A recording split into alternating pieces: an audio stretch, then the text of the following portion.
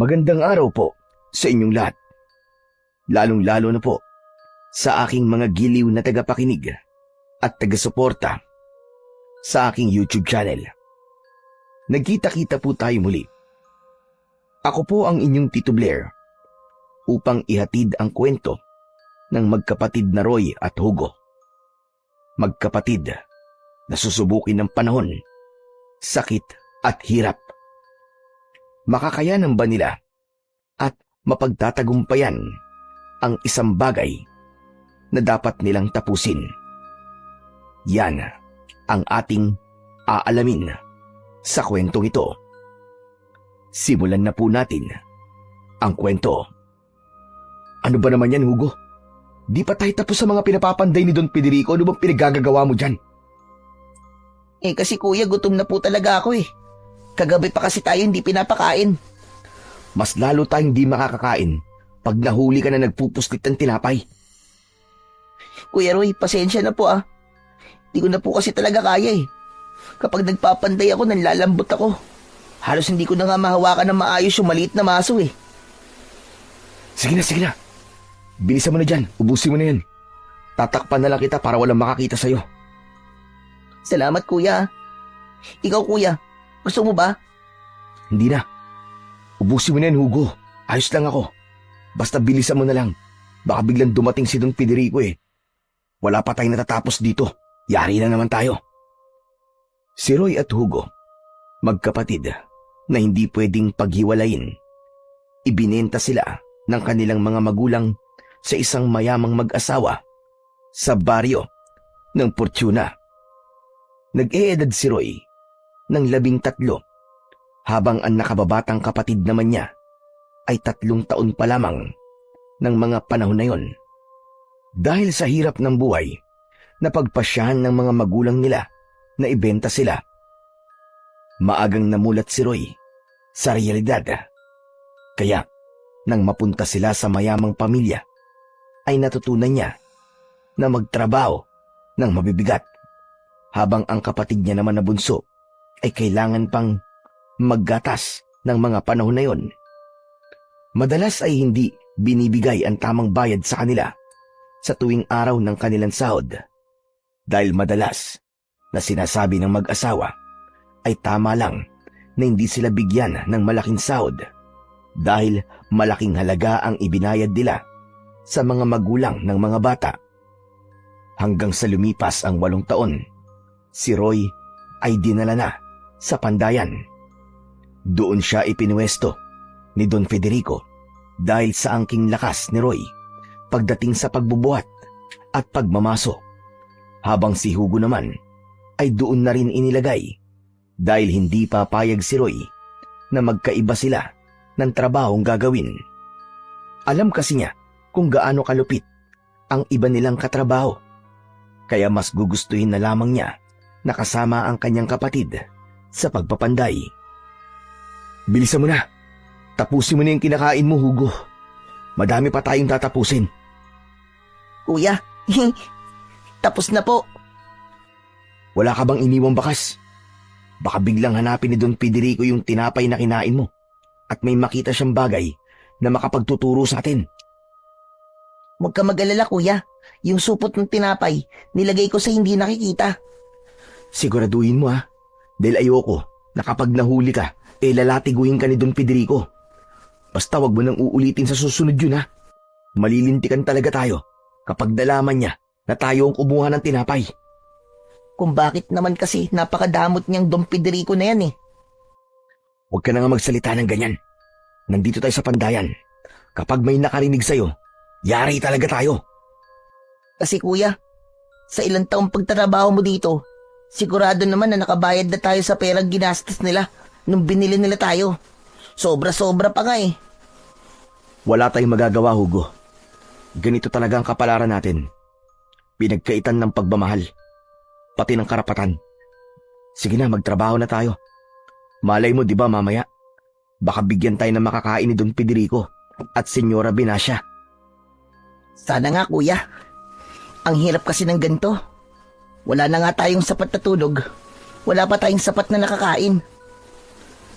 Hinimas na lamang ni Roy ang ulo ng kanyang nakababatang kapatid. Dahil tama ito, wala silang nagiging sapat na tulog. Dahil kung minsan, natatapos na sila ng madaling araw sa pagpapanday. At kadalasan ay 2 oras o 1 oras lamang ang nagiging tulog nila. Dahil maaga silang pinapatayo ng mga tauhan ni Don Federico. Kahit ganun pa man, hindi sila nagrereklamo ng harapan sa kanilang malupit na amo. Dahil alam niya na kapag nagreklamo sila, ay parurusahan sila ng mga ito. At minsan na ring nangyaring nahihimatay si Hugo sa sobrang pagod at kulang sa tulog. Ngunit kahit kaunti, ay hindi sila binibigyan ng aruga ng kanilang mga amo. Lumipas ang maghapon na yon sa magkapatid. Madami rin silang naipanday. Akala nila ay wala silang magiging problema ng araw na yon. Ngunit dumating ang gabi kung saan magbibigay na ng pagkain si Don Federico at Senyora Benassia. Nakapila na sila at uumpisahan na sana ng mga tagaluto na ipamigay ang mga pagkain. Ngunit tumayo si Don Federico at seryosong tinapik ang 2 tagaluto, kaya napatigil ang mga ito. Sandali lamang. Kakausapin ko ang aking mga manggagawa.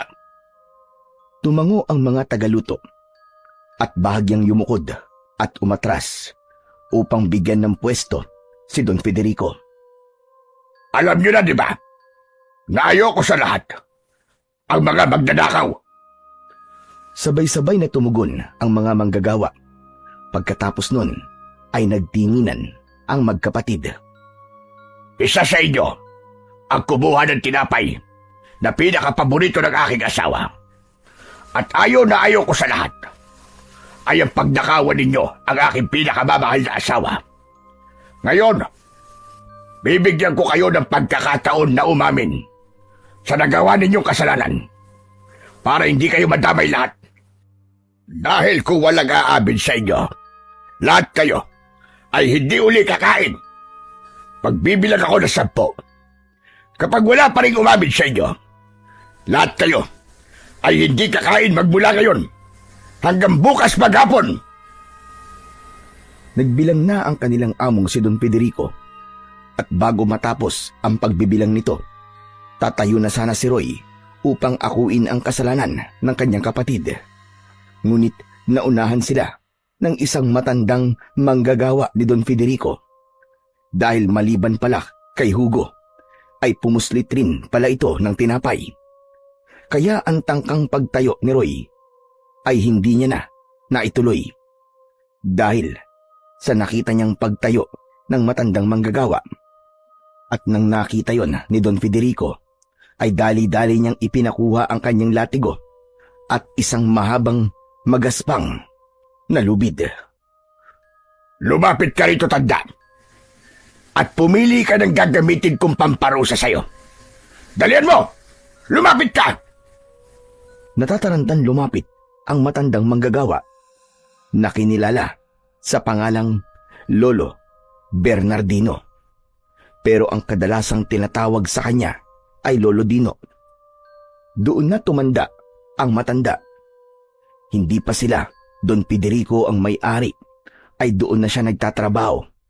Ngunit dahil binili ni Don Federico ang malaking pagawaan o pandayan, ay nakiusap ang dating may-ari na huwag palitan ang mga manggagawa dahil masisipag raw ang mga ito. Nang lumapit si Lolo Dino sa kanilang amo na si Don Federico, ay pinilit siya nitong mamili. Ngunit hindi agad nakapagsalita ang matanda dahil sa takot. Ang sinabi ko sa'yo, pumili ka! Sandali lamang, Don Federico.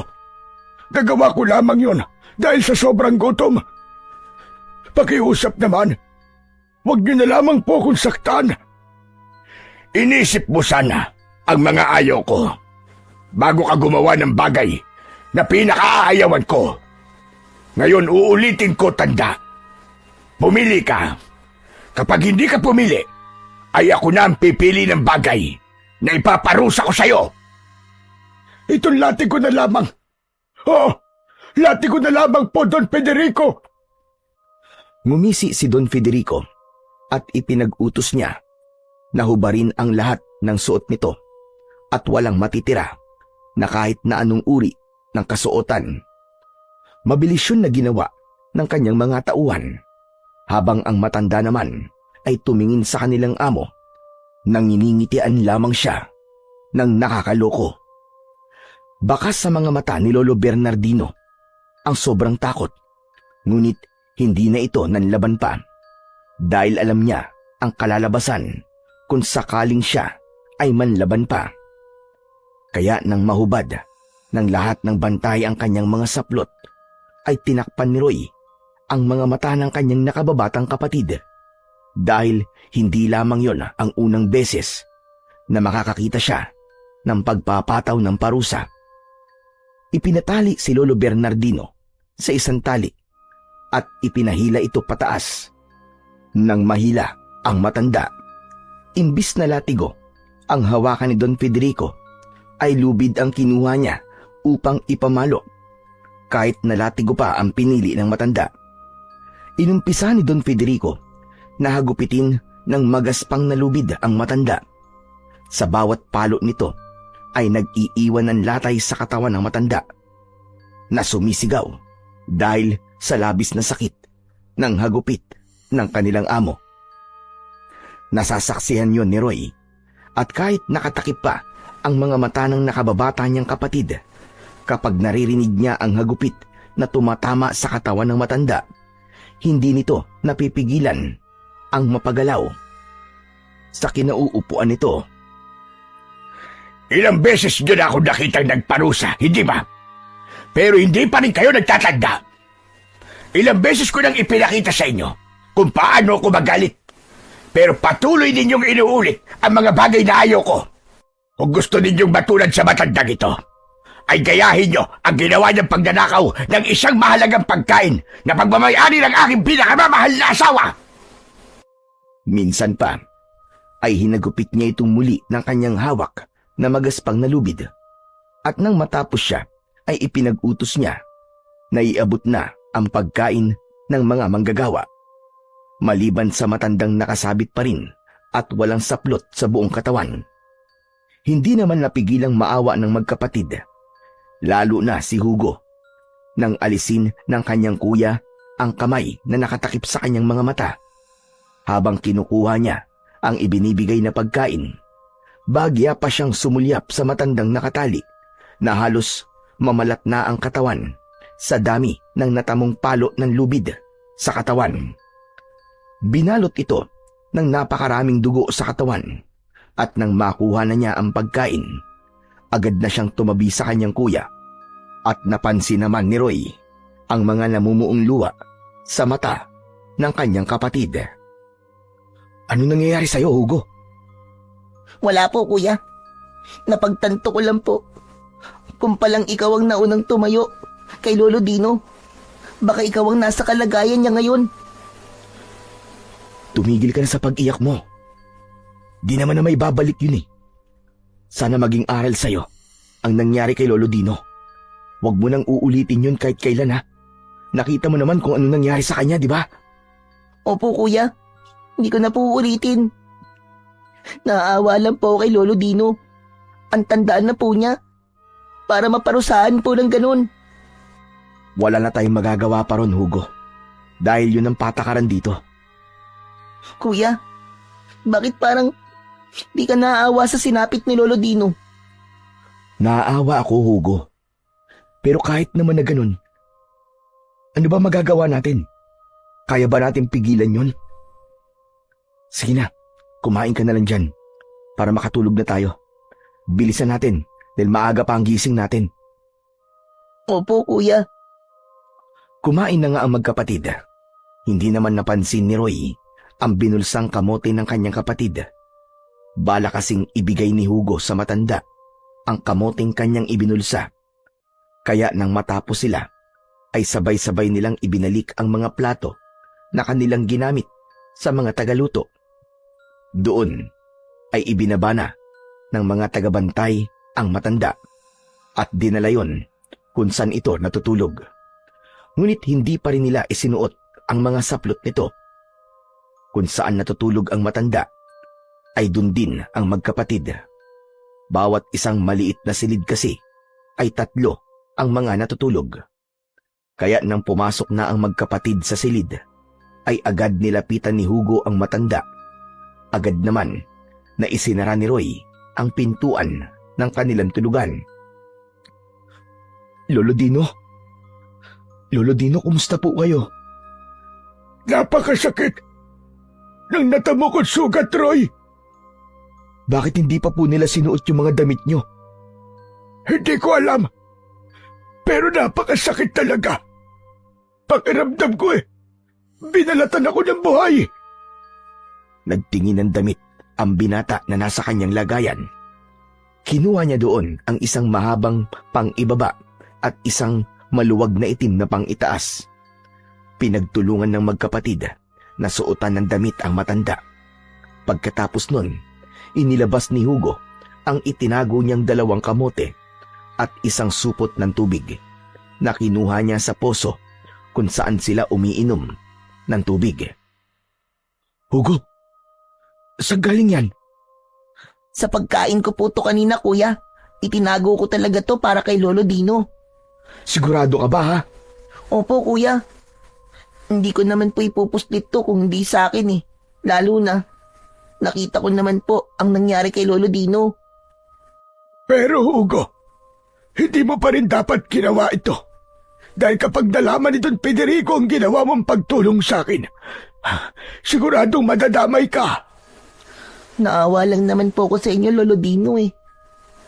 Kahit hindi ko po nakikita yung ginagawa sa inyo kaninang Don Federico, bawat sigaw niyo po, pakiramdam ko po, nararamdaman ko po yung sakit na nararamdaman niyo. Pero totoo po ba na pumuslit po kayo ng tinapay? Oo, ginawa ko nga yun. At sinadyang ubusin ang tinapay ni Senyora Binacia para hindi malaman ang ginawang pagpuslit ni Hugo ng tinapay.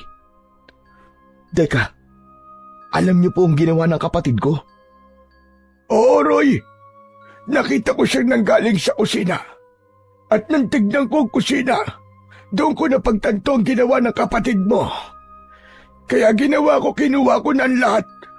Dahil napaparusahan din naman. Bakit hindi na lamang sulitin? At saka ng panahon na yon, gutom na talaga ako. Tulad yun itong nakaraang gabi, ay hindi rin ako binigyan ng pagkain. Kung ganun po, na alam niyo naman po ang ginawa ng kapatid ko, bakit hindi niyo po siya itinuro? Bakit inunahan niyo po akong tumayo? Dahil napakabata pa niya para maramdaman ang pagiging malupit ni Don Federico. Lolo Dino, patawad po sa kasalanan ko ha. Hindi ko naman po alam na mangyayari po sa inyo yan. Pasensya na po. Dahil sa akin, pinagmalapitan pa po kayo ni Don Federico. Wala sa akin yun, Hugo. Alam ko rin naman kasi ang pakiramdam ng magutom at nagtatrabaho na parang walang lakas sa katawan. Alam ko ang pakiramdam na yon, pero hindi ibig sabihin nun ay kinukonsinti na kita.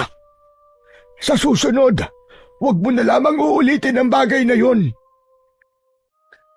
Salamat po talaga, Lolo Dino. At pasensya na din po dahil po sa nangyari. Kayo pa po tuloy ang nakaramdam ng ganyang kasakit na bagay. Pangako po, Lolo Dino. Hindi ko na po uulitin yun. Para wala na pong madamay na ibang tao. Tama yan, Hugo. Huwag kang mag-alala, wala sa akin to. Matanda na rin naman ako. Kahit na mamatay pa ako kanina, ay wala akong pagsisisihan. Dahil alam kong ginawa ko ang tama. Salamat pala dito sa kamote, Hugo. Napakabuti mong bata. Ipagpatuloy niyo lang ng kuya mo ang pagiging mabuting tao. Pagdating ng araw, pagpapalain kayo at makakaalis rin kayo sa impyernong lugar na ito. Kinain ng matanda ang kamuting binigay ni Hugo Matapos nun, ay uminom siya ng tubig na galing din sa bata at inayos na ng binata ang kanilang higaan. Pinwesto nila ang matanda ng maayos at nauna nang natulog, habang ang magkapatid naman ay nagdasal bago matulog. Niyakap ni Roy ang kanyang kapatid bago pa man sila tuluyang matulog. Nang lumipas ang gabing yon, nagising sila na wala na sa tabi nila ang matanda. Kaya dali-dali na silang tumayo para makapag-umpisa na sa pagpapanday. Doon na lamang nila nadatnan ang matanda na pati pala sa pwesto nila ay ipinasama na din ang matanda. Lolo Dino, bakit po kayo nandito? Dito na rin kasi ako. Pinagpanday ni Don Federico. Pero pababang antas po ito ng pandayan. Kasama to sa parusa. Pero ayos lamang. Wala naman sa akin yun. Dahil mas sanay ako dito. Mas sanay ako sa mano-manong pagpapanday. Pero ganito na lang po. Magpapanday kayo, pero di niyo po bubuhatin yung mga mabibigat po na bagay. Ako na pong bahala doon. Hindi na kailangan. Huwag mo akong maliitin, Roy. Nakikita mo lamang ako na ganito. Maputi na ang buhok at kulubot na ang balat. Pero malakas pa din ako sa inaakala mo. Pero Lolo Dino, hindi na po ba masakit ang katawan nyo? Ayos lang ako. Kaya sige na, mag-umpisa na tayo para marami tayong matapos. Siguradong mamayang gabi pa ang kain natin. Mas maganda na may gagawin tayo para hindi na lamang natin mapansin ng oras. Sige po, Lolo Dino. O siya, sige. Mag-uumpisa na din ako, Lolo Dino. Ninitian na lamang sila ng matanda. Pagkatapos nun, ay pumuesto na ang magkapatid. Ngunit habang nagpapanday sila, bagyang pinagmamasdan ni Roy ang matanda at masasabi niyang sanay na talaga ito sa kanyang trabaho. Maya-maya pa ay naghubad ng pang-itaas si Lolo Bernardino. Doon ay nanlaki ang mga mata nito dahil nakita niya ang kagabing halos mabalatan na balat nito dahil sa natamong hirap sa kanilang amo.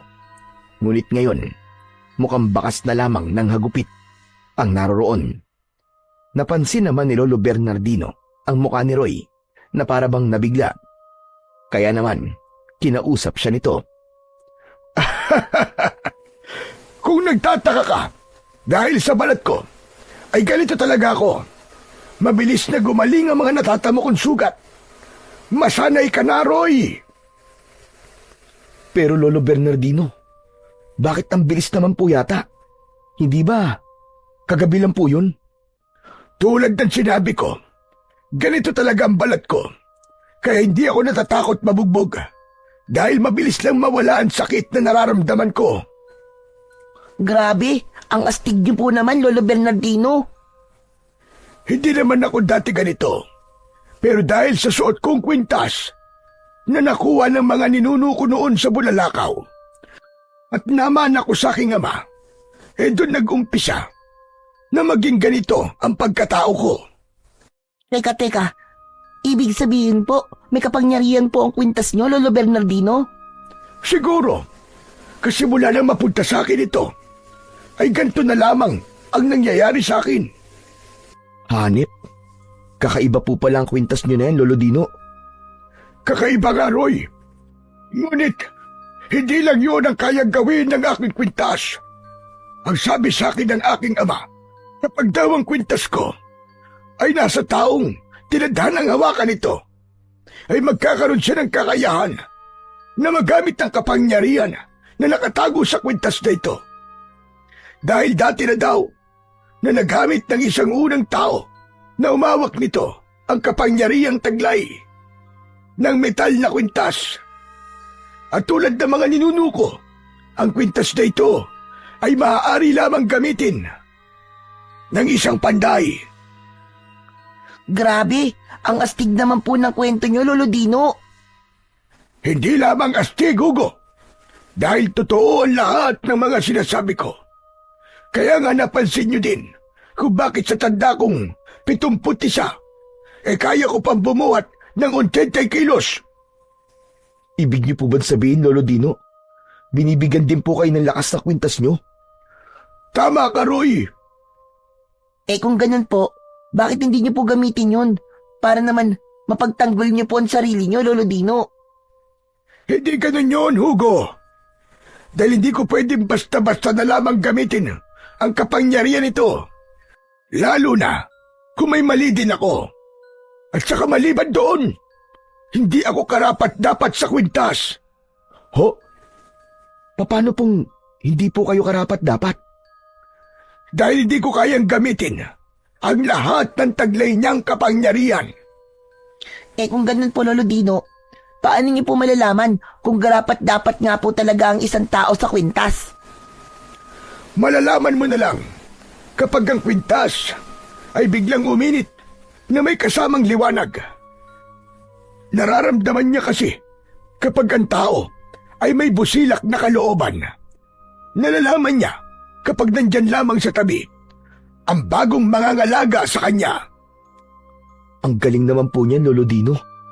Parang mahirap paniwalaan pero naniniwala po ako. Ewan, basta pakiramdam ko po. Walang dahilan para hindi maniwala. Gusto niyo bang malaman ang ibang pinagdaanan ng kwintas na ito? Opo, Lolo Bernardino. Kung ayos lang po sa inyo, Lolo Dino, makikinig po kami. O siya, sige. Hawakan niyo na ang mga maso niyo.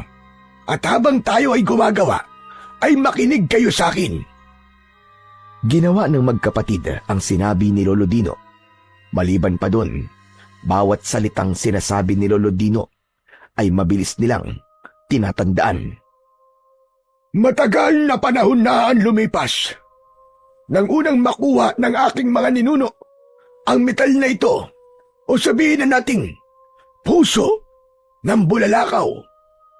Sa isang bulalakaw na bumagsak malapit sa kanilang baryo. Walang naglakas ng loob na lumapit sa kakaibang bulalakaw na yun. Hanggang sa mapagpasyahan ng aking ninuno na siya ang lalapit sa kakaibang bagay na yun. Hanggang sa tuluyan niya nang nahawakan ng bulalakaw at nagkaroon ng isang malakas na pagsabog. Ngunit akala nila namatay ang aking ninuno. Ngunit nang mawala ang usok, nakita nila ang aking ninuno. Nakatayo, walang sugat, at kahit na anong pasa sa katawan. At bakas man lang ng kahit na anong pilay. Hindi daw agad siya nagsalita ng mga panahon na yon. Ngunit ang bulalakaw na metal ay mistulang nawala. Habang sa kamay niya naman ay may piraso ng metal. At ito yun, ang aking suot. Ginawa niyang kwintas ito. Nagagamit niya ang kwintas sa pagprotekta ng kanilang baryo sa kamay ng isang malakas na aswang. Hanggang sa nagkaroon siya ng karamdaman at kailangan niya ng tagapagmana. Doon na nagsimula ang pagpapasa-pasa ng kwintas. Hanggang ngayon, nasa akin na. Madami ng pinagdaan ng laban ng kwintas na ito. Ngunit hanggang ngayon ay naririto pa rin. At ang isa pang nakakamangha, lahat ng humawak ng kwintas na metal o puso ng bulalakaw na ito ay tulad ko. Lahat sila ay mga panday.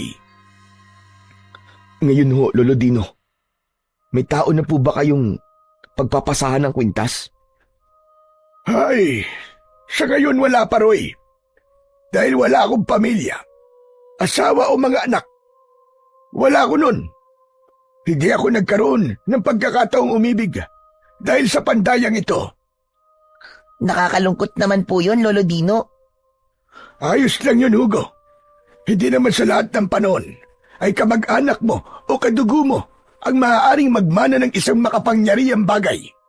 Minsan, kahit hindi mo kadugo, ay karapat-dapat din. Sa pag-uusap nilang yun, isang malakas na sigaw ang kanilang narinig. Boses yun ng isang babae. Dalaga pa ito. At kung hindi sila nagkakamali, ay isa yun sa mga tagapagluto ni Don Federico at Senyora Binacia.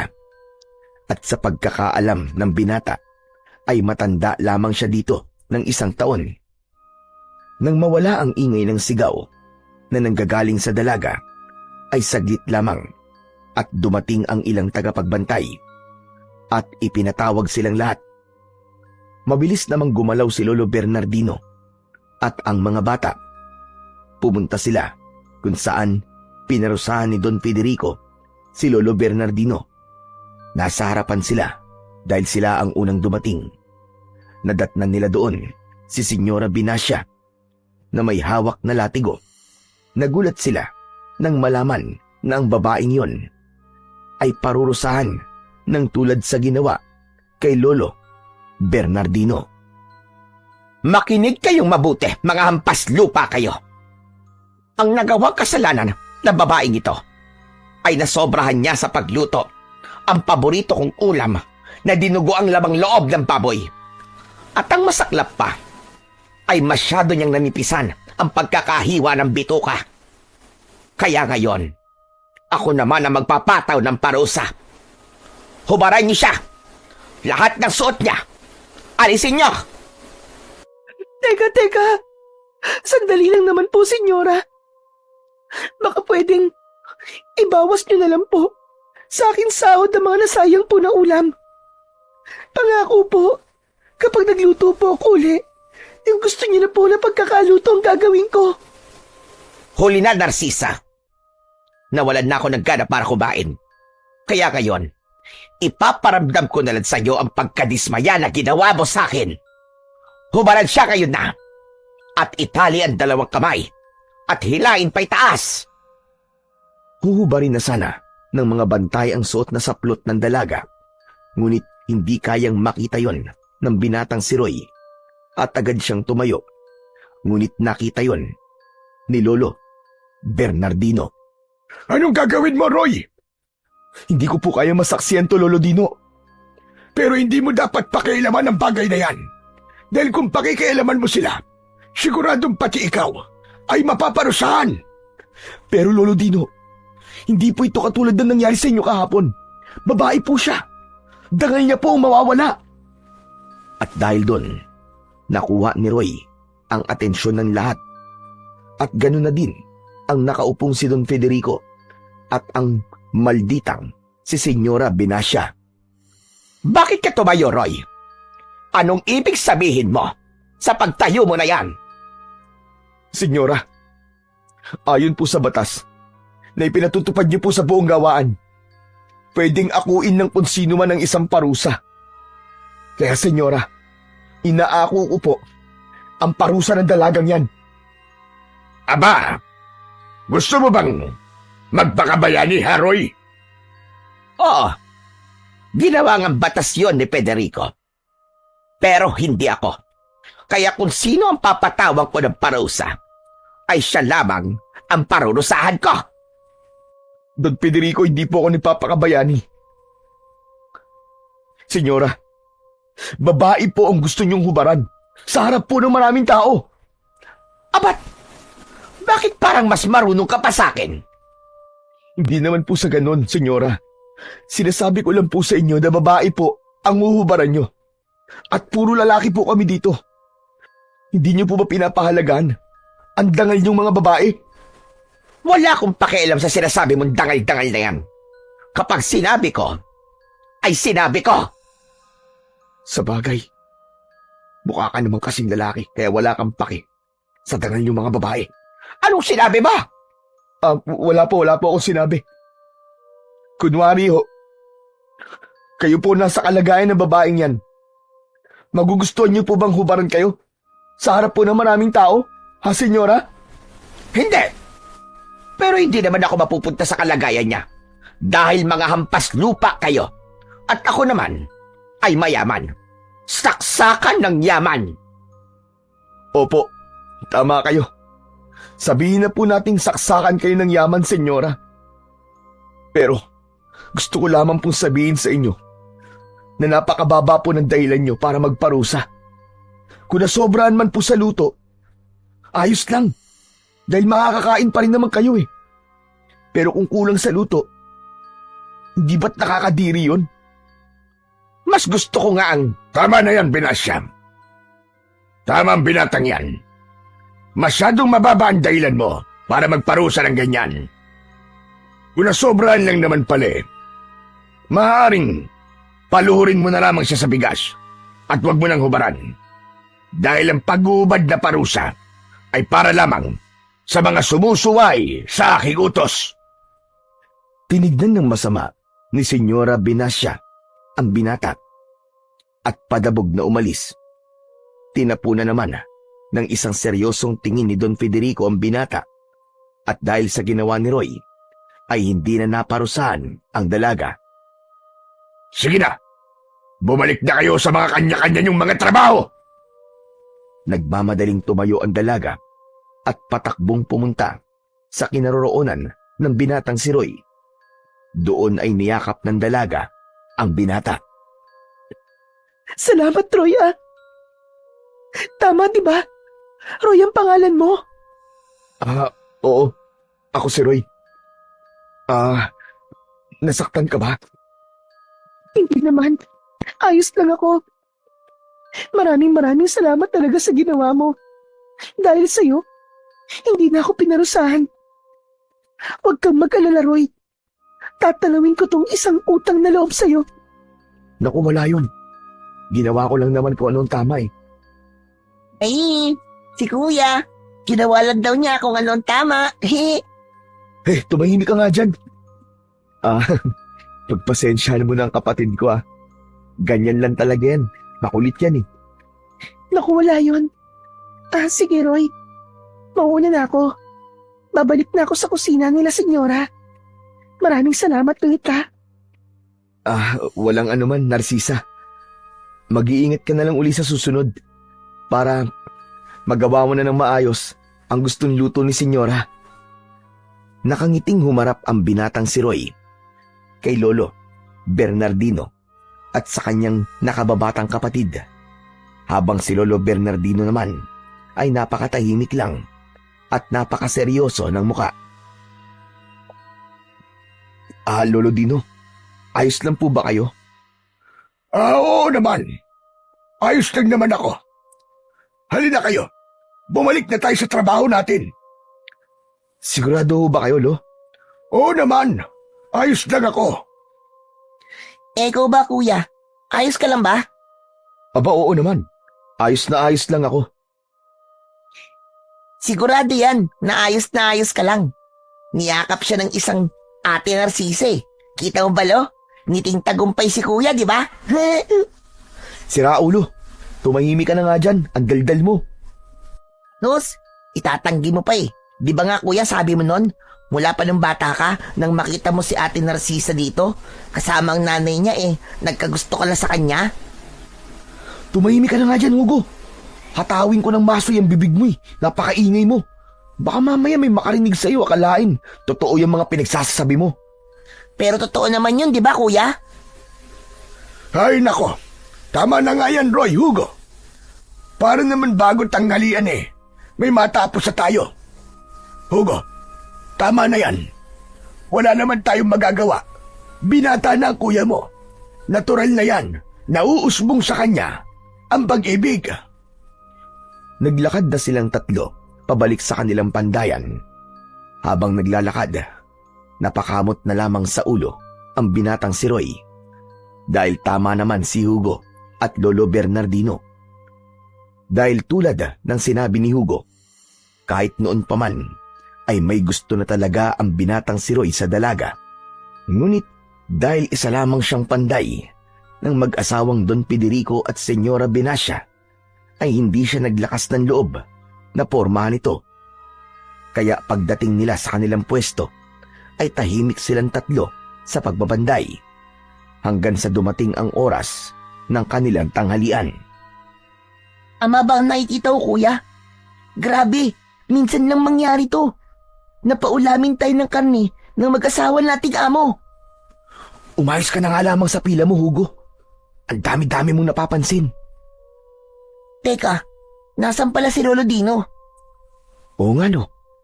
Di ba kanina lang kasama natin siyang pumunta dito? Nako, saan naman kaya nagpunta yun si Lolo? Baka darating din yun maya-maya lang. Hindi nila nakita ang matanda hanggang sa matapos ang pila. Kaya naman, napagdesisyonan na lamang nila na kumain na lang sila nang wala si Lolo Dino. Ngunit bago pa man nila maisubo ang pagkain, ay biglang sumulpot ang matandang si Lolo Dino. Hinawakan niya ang kamay ng magkapatid na humahawak ng kutsara. Tinignan lang sila ng matanda at umiling. Bakit po, Lolo? Wag niyong kakainin ang pagkain yan. Ha? Si Lolo Dino naman oh. Bakit naman po? Basta, makinig na lamang kayo sa akin. Nagtaka ang magkapatid, ngunit sinunod nila ang sinabi ng matanda. Ibinaba na lamang nila ang kanilang pagkain at pasimple nila yung tinapon dahil din sa utos ng matanda, habang si Hugo naman ay nanghihinayang. Bakit po ba, Lolo Dino? Ang dalang lang po namin kumain ng karni. Pinatapon niyo pa po. Mamaya ko na ipapaliwanag sa inyo. Basta, sundin niyo na lamang ang mga sinasabi ko. Inuna kong sinabihan si Narcisa dahil alam kong pagkatapos niyong kumain, siguradong kakain na din sila. Pero, Lolo Dino, ba't parang sobrang halaga po ng sasabihin niyo? Dahil mahalaga nga ito, Roy. Dahil hindi lahat ng masarap sa paningin nyo ay tunay ngang masarap. Ngunit pag nalaman nyo kung anong itsura ng mga kakainin nyo, ay sigurado mabibigla kayo. Mamayang pahinga ko na lamang sasabihin sa inyo ang dahilan kung bakit ko pinagawa yun. Mahalagang hindi kayo nakakain ng hinanda nilang pagkain para sa inyo. Bakit po ba ayaw niyo sabihin ngayon? Ang alin ba yun, bata? Don Federico, magandang tanghali po. Anong sasabihin, Hugo? Ano po? Kung gaano po kasarap yung hinanda niyo pong pagkain. Gusto ko po sanang sabihin sa inyo. Kaso, ayaw po nila pasabi ngayon eh. Yun lang ba talaga? Opo, Don Federico. O siya, kung ganon. Umusta ba sa inyo? Pwede pa kayong umulit doon. Sige lang, magpakabusog lamang kayo. Sige po, Don Federico. Ayos na po kami. Busog na po kami. Tama na po yung nakain namin. Tumangu-tangu na lamang si Don Federico sa sinabi ng matanda at naglakad-lakad ng muli. Pinagmamasdan niya ang lahat ng mga taong kumakain ng dinuguan. Maya-maya pa ay ibinalik na lamang nila ang pinggan na kanilang ginamit at kumuha na lang ng maiinom. Pagkatapos nun ay dali-dali na silang bumalik sa kanilang pwesto, ngunit hindi pa rin nagsalita ang matanda. Ngunit pagsapit ng gabi, nang binibigay na ang kanilang hapunang tigdadalawang mais, ay agad na silang pumasok sa kanilang tulugan. Pagdating doon, seryosong tinignan ni Lolo Bernardino ang magkapatid. Di naman maintindihan ng magkapatid kung bakit gano'n na lamang ang kinikilos ng matanda. Kung kaya't umupo na lamang sila sa harap nito. Lolo Dino? Pasensya na. Malalim lang kasi ang iniisip ko. Bakit ayaw niyo pong kumain kami kanina? Hindi niyo ba nakikita? Ang hawak niyong dinuguan kanina. Hindi siya karne ng hayop. Ano pong ibig niyo sabihin, Lolo Dino? Kung hindi po karne ng hayop yun, ano po? Tao. Ang karne na sa pagkain ay tao. Lamang loob ng tao. Nang marinig yun, halos masuka-suka ang magkapatid. Tinignan nilang muli ang matanda, ngunit walang bakas ng pagbibiro sa kanyang muka. Lolo Dino, totoo po ba sinasabi niyo? Kanina, pinangihinayangan ko pa naman po. Pero, Lolo Dino, paano niyo pong nalamang tao yun? Dahil sa suot kong kwintas. Kanina pa lang, na napadaan ako sa kusina. Nakita ko na hindi baboy ang kinakatay ng mga tagaluto. Ngunit dahil may nakalagay na itim na mahika, hindi tao ang nasa kanilang paningin, kundi hayop. Hindi na lamang ako nagsalita dahil nandun si Senyora Binacia. Dahil alam kong magtataka siya kapag nalaman niyang nakikita ko ang bagay na akala nila ay naitatago nila sa lahat. Lolo Dino, teka lang po ah. Teka lang. Pwede niyo po bang sabihin sa amin ng diretso? Noon pa, alam ko nang hindi mga tao ang mga amo natin. Ngunit dahil iniiwasan ko ang gulo, hindi ko na lamang sinabi sa iba. Aswang ang mga amo natin. Isa silang uri ng aswang. Si Senyora Binacia ay isang bangkilan, habang si Don Federico naman ay hanagob. Napaka-imposible naman po na sinasabi niyo, Lolo Dino eh. Hindi naman totoo ang aswang, di ba? Panakot lang po yun sa mga bata eh. Kuya, may punto po si Lolo Dino. Tingnan niyo si Senyora Binacia. Kahit tao siya, mukha siyang aswang. Hoy Hugo, huwag mo ngang gawing biro ang lahat. Hindi naman nakakatuwa ang mga pinagsasasabi mo eh. Nakakainis lang. Manahimik ka kung wala kang maayos na sasabihin. Sa bunganga mo lang eh, mapapahamak na tayo eh. Roy, totoo ang sinasabi ko. Pero kung ayaw mo maniwala, pwede naman na ikaw mismo ang tumuklas. Hindi naman kita pipigilan. Tuwing gabi, bumabalik sila sa kanilang anyo at kumakain sila sa hating gabi ng mga hilaw na laman ng tao o kaya dugo ng tao. Napapansin niyo ba na araw-araw may nawawalang tauhan pero may napapalit? Pero lahat sila hindi makapagsalita dahil bago sila dalhin dito, pinuputulan sila ng dila. At tungkol sa pagkain naman, Roy at Hugo, huwag kayo basta-basta kakain, lalo na kung karne, dahil baka sa mga oras na ito, ang mga nakakain ng karne kanina ay nayanggaw na ni Don Federico. Nang matapos sabihin yun ng matanda, ay agad namang huminga ng malalim ang matanda at tumalikod sa kanila. Habang ang magkapatid naman na naiwang nag-iisip, pinahiga na rin ng binatang si Roy ang kanyang nakababatang kapatid. Pagkatapos ay sumunod na rin siya. Ngunit hindi pa rin siya makatulog ng oras na yon dahil sa mga sinabi ng matanda. Inabot na siya ng kalagitnaan ng gabi, ngunit hindi pa rin siya dinalaw ng antok. Hanggang sa naramdaman niya ang pananakit ng kanyang tiyan at ginising niya ang kanyang kapatid upang samahan siya sa palikuran. Ano ba yun, kuya? Samahan mo ako. Ang sakit ng tiyan ko eh. Ano ba naman yung tiyan mo, kuya? Kung kailang gabi, doon pa sumumpong. Nakakaistorbo ng natutulog. Dahil yata dun sa mais na kinain natin. Kuya, di ba? Di na pwedeng pumunta sa palikuran dahil kinandado nila yung papasok sa pandayan natin.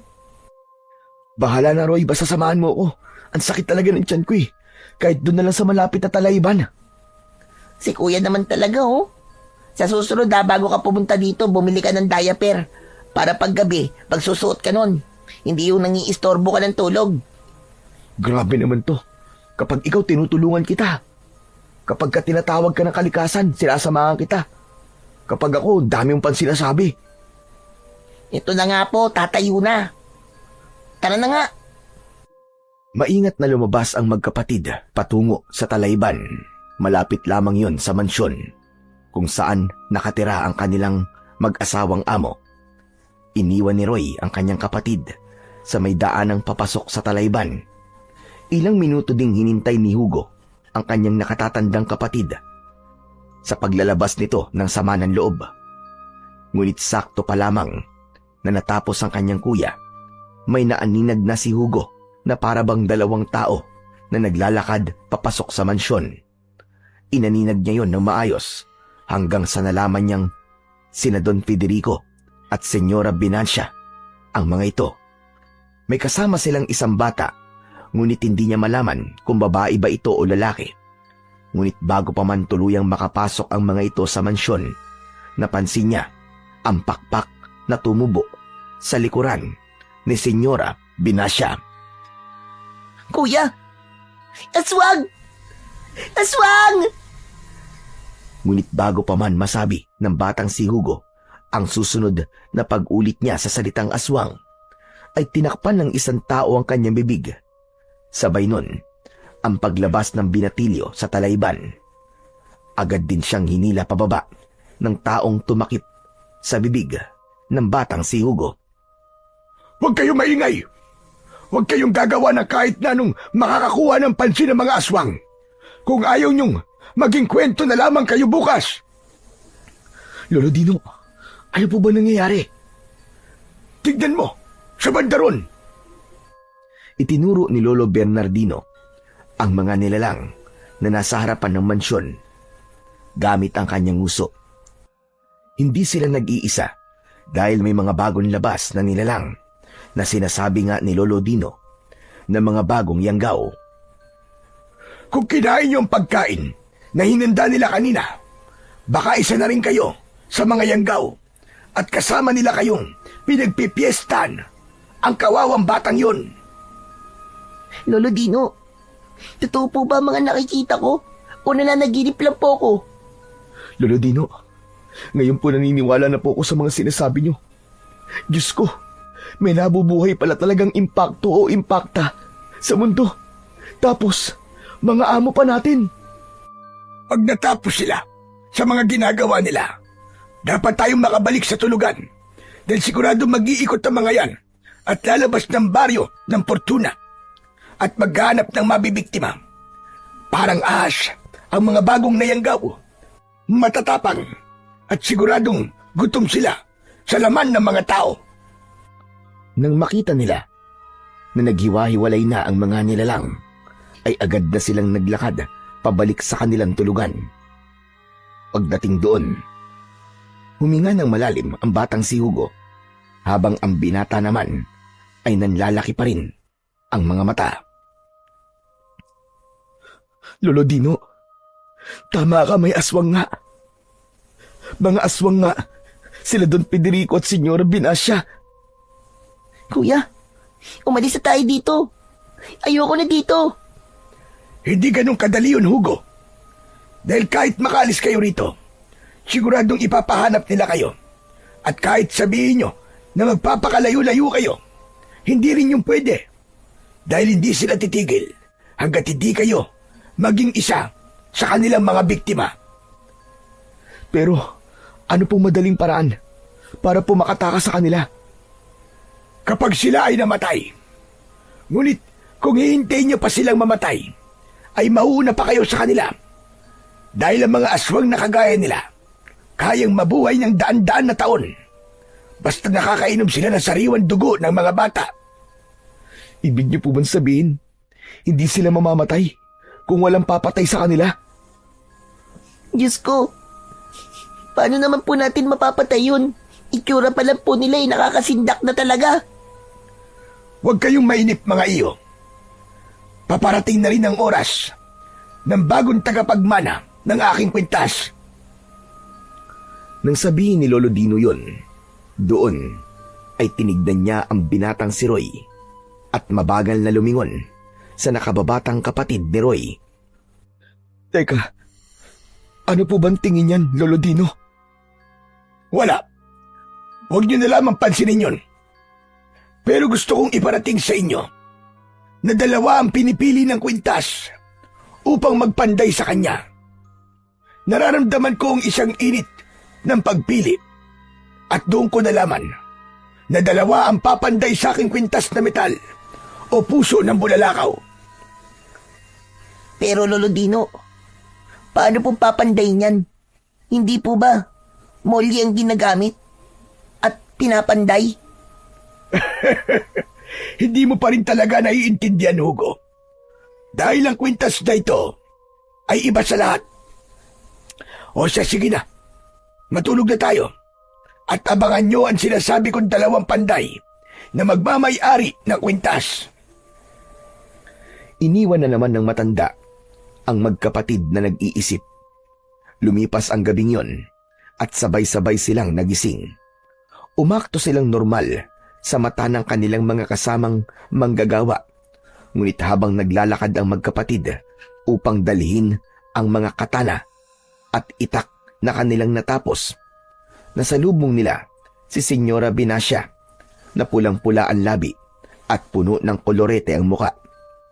Hindi napigilan ng nakababatang kapatid ni Roy ang magulat at nasabi nito ang salitang impakta. Doon ay napataas ang isang kilay ni Senyora Binacia. Doon ay pinisil niya ang magkabila ang pisngi ng batang si Hugo gamit lamang ang isang kamay. Anong sabi mo? Anong sabi mo, kutong lupa ka? Sinabi mo bang impakta ako? Senyora, hindi po sinasadya ng kapatid ko yun. Nagulat lang po siya. Manahimik ka, Roy. Hindi ikaw ang gusto kong magpaliwanag. Ngayon, sabihin mo sa akin, sino ang impakta, ha? Nagpaganda ko ng gusto sa araw na ito. Tapos tatawagin mo lamang akong impakta. Senyora, nasasaktan po ako. Hindi ko naman po yun sinasadya eh. Nagulat lang po talaga ako. At bakit ka magugulat? Sa ganda kong ito, magugulat ka? At tatawagin mo pa akong impakta? Senyora, huwag naman pong ganyan. Sinabi ko manahimik ka. Mga bantay, hawakan niyo ang lalaking ito. At ikaw na kutong lupa ka. Halika rito. Patitikimin kita ng masarap na almusal.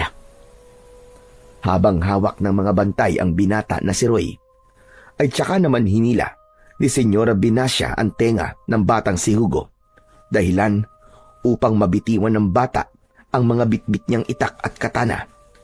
Dinala niya ang bata sa isang malaking balde na punong-puno ng maraming tubig. Doon ay inilublob niya ng paulit-ulit ang bata. Senyora! Senyora, tama na po! Ako na lang po, wag na po ang kapatid ko, Senyora! Ngunit hindi nakinig ang kanilang among si Senyora Binacia. Itinuloy lamang niya ang paglublob sa kaawa-awang bata. At dahil hindi mapigilan ni Roy ang pag-aalala sa kapatid, ay pinilit niyang makatakas sa pagkakahawak ng mga bantay habang pinapanood sila ng mga katulad nilang manggagawa. Hindi naman makapanglaban ang batang si Hugo dahil sa lakas ng puwersa ng pagkakahawak ni Senyora Binacia sa kanyang ulo at braso. Maya-maya pa, tuluyan nang nakawala si Roy sa pagkakahawak ng mga bantay at tumakbo ito upang sagipin ang kapatid na nahihirapan na sa paghinga. Lakas loob ng binata na tinulak ang senyora at napaupo ito sa mabaton lupa. Sabay yakap nito sa kapatid niyang nawalan na ng malay dahil sa ginawang paglublob ni Senyora Binacia. Hugo! Hugo, gumising ka! Pakiusap, kapatid ko, gumising ka! Hugo! Hindi mapigilan ang maiyak ni Roy dahil hindi niya alam ang gagawin para magkaroon ng malay ang kanyang nakababatang kapatid hanggang sa dumating si Lolo Bernardino. Anong nangyayari dito, Roy? Lo, tulungan niyo po ako. Nawalan po ng malay ang kapatid ko dahil sa matagal po na pagkakalublob sa tubig. Tumayo naman ang senyora sa pagkakaupo nito sa lupa at taas noo niyang tinignan ang umiiyak na binata. Bagay lamang yan sa kapatid mo. Kung mamatay man siya, huwag kang mag-alala.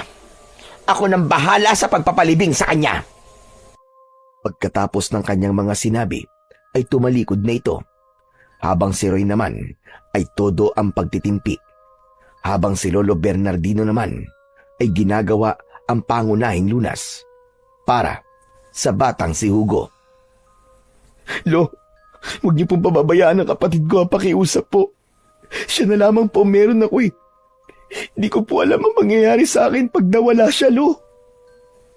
Tumigil ka nga sa pag-iyak mo, Roy. Hindi mamamatay ang kapatid mo. Mabubuhay siya. Kakayanin ito ni Hugo. Malakas na bata ang kapatid mo. Salamat po, Lolo Dino. Salamat po. habang naririnig ni Roy ang paunti-unting pag-ubo ng kanyang kapatid. Hanggang sa tuluyan na itong mailabas ang tubig na nainom dahil sa ginawa ng kanilang among babae. Mabilis namang naiyak ang batang si Hugo at niyakap ang kanyang nakatatandang kapatid. Kuya! Akala ko mamamatay na ako, kuya. Tahan na Hugo. Hindi ka mamamatay. Nandito si kuya. Pasensya ka na. Wala ka agad ako nagawa. Ayos na po, kuya. Ang mahalaga naman ligtas ako. Akala ko talaga katapusan ko na. Kasi na magdilim ang paningin ko, ang huli kong narinig, yung tinawag mong pangalan ko. Pasalamat tayo kay Lolo Bernardino. Dumating siya sa tamang oras. Maraming salamat po, Lolo Dino, ha. Niligtas niyo na po kami ng 2 beses. Una po kagabi. Tapos ngayon. Wala yon. Pero Roy, mag-iingat kayo sa susunod. Dahil ang plano nila ay mayanggaw tayong lahat dito. Ngunit dahil hindi nila tayo nayanggaw, siguradong gagawa sila ng paraan para tayo ay pahirapan. Opo, Lo. Salamat po ulit. Sige na, Hugo. Magpahinga ka na lang. Kung di mo kayang magtrabaho. Kaya ko naman, kuya. Kaya ko po. Sigurado ka ba? Opo, kuya. O siya, kung kaya pa ng kapatid mo, bumalik na kayo sa trabaho. Babalik na rin ako sa pandayan. Ang inabiling ko, mga iyo, huwag niyong kalilimutan. Kung kaya niyong umiwas sa mag-asawa nating amo, umiwas kayo. Dahil kahit anong tago natin sa kanila, malalaman at malalaman pa rin nila na hindi nila tayo nayanggaw. Tumango ang magkapatid at sabay ng pinulot ang mga katana at itak na nahulog nila sa lupa. Dumiretso na sila kung saan inilalagay ang lahat ng mga nagawa nila. Doon ay inilalagay nila sa mga bawat kahon at dapat ay tama sila sa bawat pagkakalagay upang walang magreklamo sa mga nagpagawa. Hanggang sa unang natapos ang kanyang kapatid at bumalik siya muli sa paggawaan upang kunin pa ang ibang mga napanday. Habang si Roy naman ay matiwasay na nag-aayos hanggang sa 2 tagabantay ang kumuha sa kanya. Nakita naman yon ni Narcisa.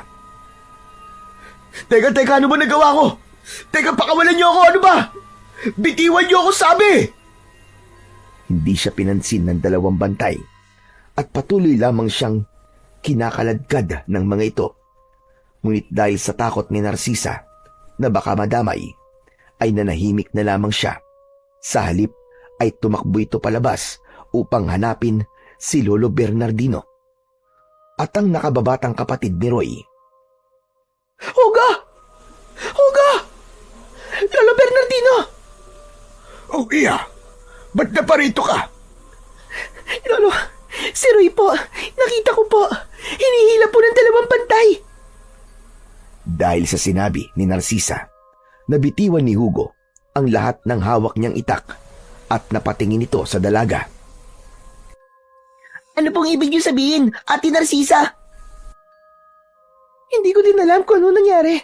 Basta nakita ko silang lumabas kung saan inilalagay yung mga bagong panday na itak at katana. Kinakaladkad nila si Roy. Umipiglas naman siya. Ngunit tahimik lang ang mga bantay. Kilala ko ang mga bantay na yon.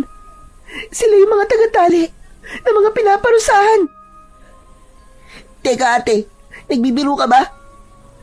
Kakaiwan ko lang kay kuya. Hindi ako nagbibiro, Hugo. Ano ka ba? Talagang nakita ng 2 mata ko. Baka nasa pangalib na ang kuya mo. Hindi ito maaari, Narcisa. Siguradong pahihirapan nila ng gusto si Roy. Halika kayo, magmadali tayo. Tumakbo ang 3 at mabilis na lumabas. Magtutungo sana sila kung saan pinarurusahan ni Don Federico ang lahat ng mga sumusuway sa kanyang mga utos. Ngunit paglabas nila, nasa harap lamang ng mansyon ang parurusahang si Roy. Iba ang pamamaraan ng pagpaparusa sa binata. Nakita nila na itinali ang binata sa isang malapad na papag. Paa at kamay ay nakatali, habang si Don Federico naman ay may hawak na martilyo, at ang asawa naman nito ay nakaupo sa may hagdanan ng mansyon at pinapaypayan ng dalawang babae. Don Federico! Ano po ba nagawa akong masama? Bakit niyo po kailangan gawin sa akin to? Nakalimutan mo na ba? Gusto mo bang ipaalala ko sa'yo? Sige, pagbibigyan kita. Ipinalo ni Don Federico ang martilyo sa kaliwang kamay ni Roy. Doon sinasabi niya ang ginawa ng binata. Doon napagtanto ni Roy ang nagawa pala niyang kasalanan ay yung pagtulak niya sa kanyang babaeng amo. Ngunit kahit tapos na si Don Federico sa pagsasalita, ay tuloy-tuloy pa rin ito na pinapalo ng martilyo ang kamay ng binata.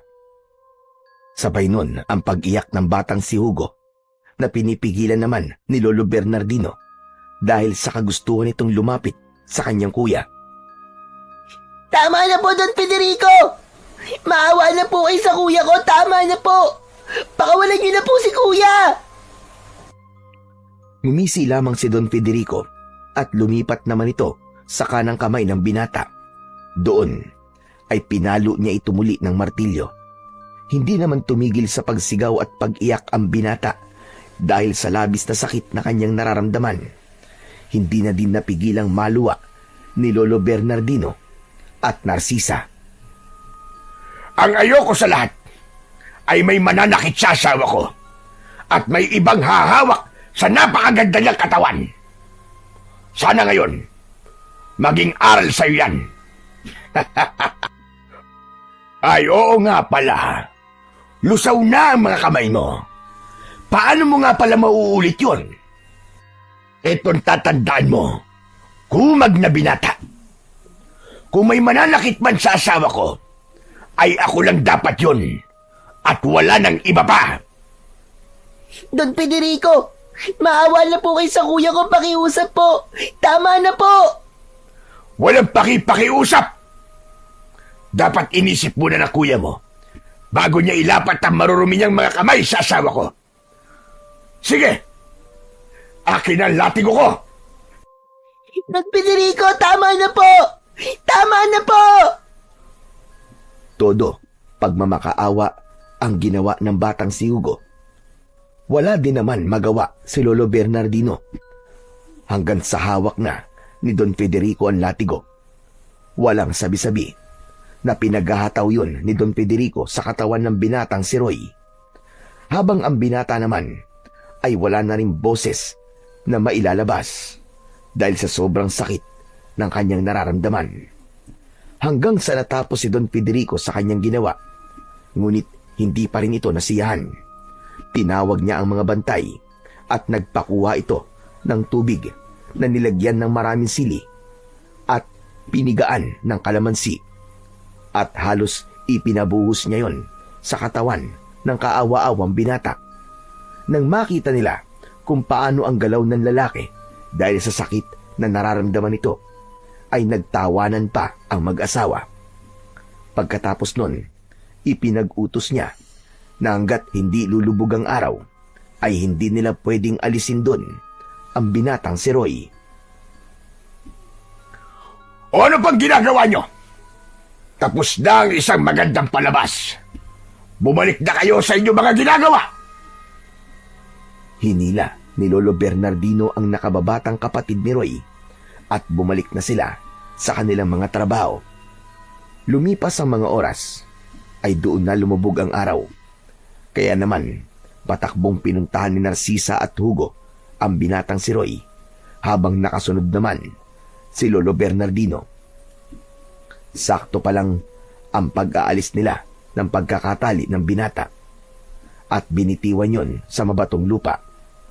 Nagtulungan naman si Lolo Bernardino at Narcisa na buhatin ang binatang walang malay. Dinala nila yon sa tulugan upang maiwasang masaktan ang kamay ng binata dahil sa nadurog na buto nito. Nilinis yon ni Lolo Bernardino. Nilagyan ng mga damong gamot at binalutan ng malinis na puting tela. Humihinga pa rin naman ito, ngunit dahil sa hirap na nararamdaman, ay hindi pa rin ito nagkakamalay. Ngunit hindi sumuko ang matanda. Lolo Dino, gigising pa po ba ang kuya ko? Oo, iyo. Gigising pa ang kuya mo. Dahil kailangan kayo ng mga tao na nasasakupan ni Don Federico at Senyora Velascia. Gigising siya at paggising niya, bagong simula na para sa kanya. Maniwala ka lamang sa nasa itaas. Magdasal ka at huwag mo siyang kalilimutan. Ang nasa itaas lamang ang mabisang gamot sa lahat ng ating masasakit na nararamdaman. Gigising siya sa isang bagong simula. Kasama ka, Hugo. Lolo, ano po yung sinabi niyong kailangan po kami ng mga tao? Malalaman mo rin sa mga susunod na araw, iyo. Kayo ang tatapos sa kasamaan ng mag-asawang aswang. Kayo ang tatapos sa kanilang kalupitan. Hinubad ni Lolo Bernardino ang kanyang kwintas. Bago yun, ngumiti muna ito sa batang kanyang kaharap.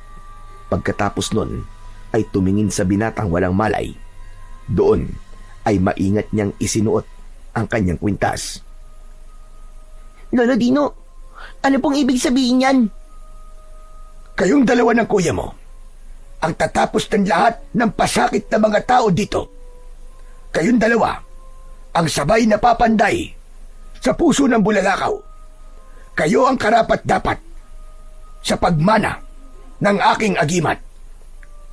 Lolo Dino, mukhang mas naapektuhan po yata kayo sa nangyari kay kuya eh.